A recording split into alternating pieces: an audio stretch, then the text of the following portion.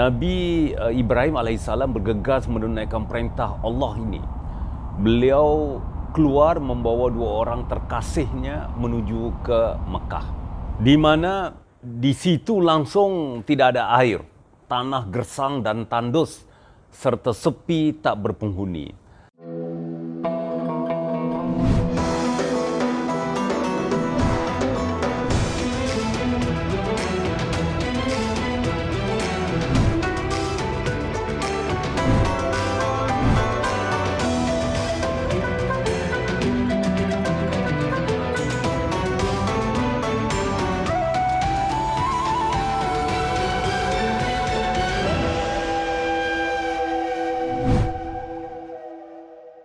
Assalamualaikum pemirsa dan teman-teman sekalian.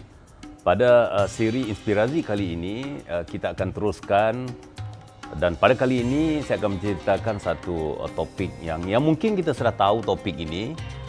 Satu topik yang memberi 1001 pengertian dan pengajaran buat kita.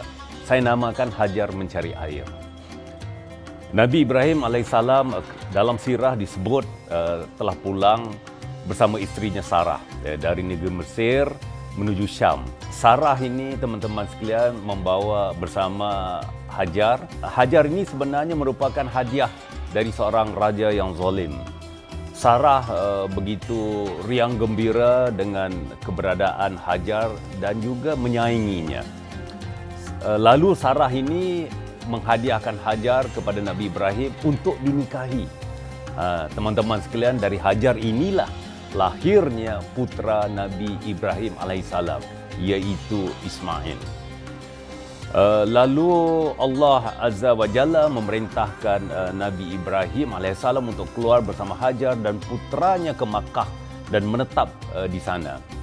Sebenarnya teman-teman sekalian, hikmah dari perintah ini sebenarnya tujuannya supaya lembah yang diberkahi ini menjadi makmur dengan keberadaan mereka berdua.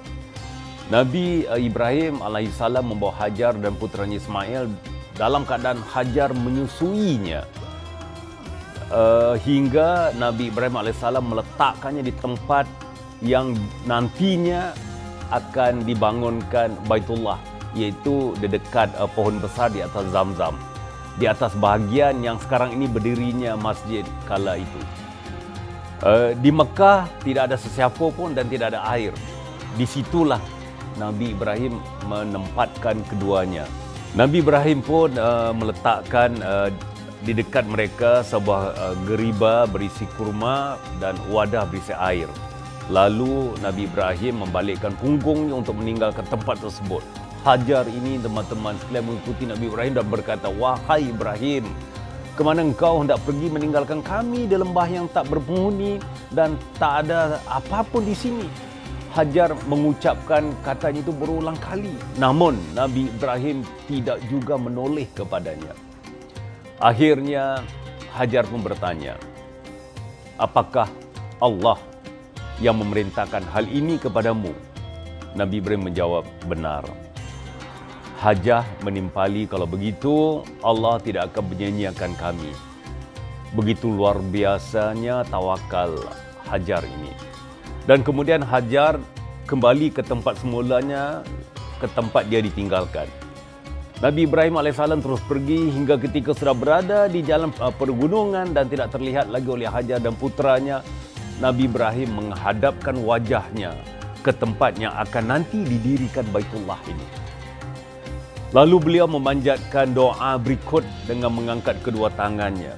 "Ya Rabb kami, sesungguhnya aku telah menempatkan sebahagian keturunanku di lembah yang tidak mempunyai tanam-tanaman di dekat rumah engkau, iaitu Baitullah yang dihormati.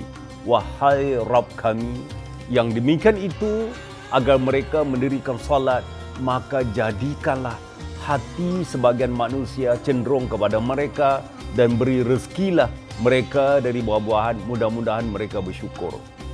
Dari Surah Ibrahim ayat 14:37.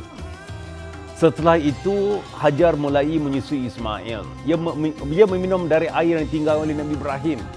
Hingga ketika air telah habis, ia mulai merasa kehausan. Begitu pula putranya Ismail. Hajar menatap putranya yang meronta-ronta. Ya. Kerana tak sanggup melihat keadaan putranya, Hajar pun berlarian meninggalkan putranya menuju Bukit Syafa, bukit terdekat darinya.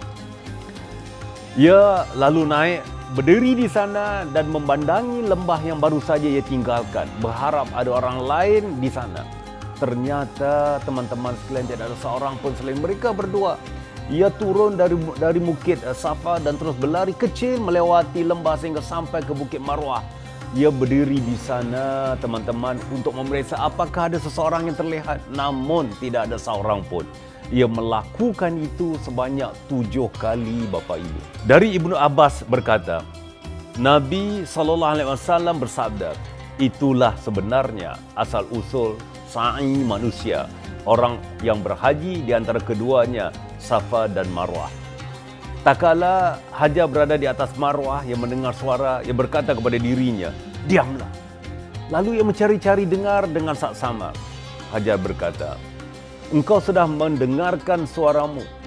Bila memang engkau bisa menolong, maka tolonglah. Ternyata didapati sesosok malaikat di tempat air Zam-Zam.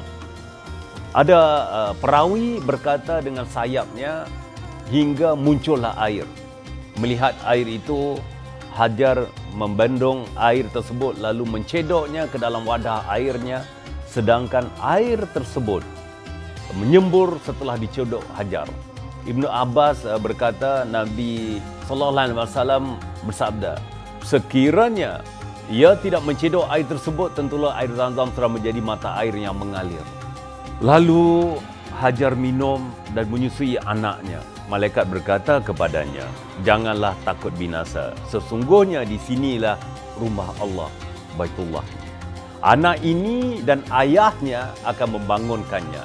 Dan sesungguhnya Allah tidak akan menyia-nyiakan orang-orang dekatnya. Teman-teman, sahabat-sahabat sekalian, ya, begitulah kisah awalnya perjuangan Nabi Ibrahim, Hajar dan juga Nabi Ismail alaihissalam. Semoga kisah ini memberi kefahaman dan pengajaran yang besar buat kita sehingga kita bertemu lagi. Semoga kita berada di dalam rahmat Allah sekalian.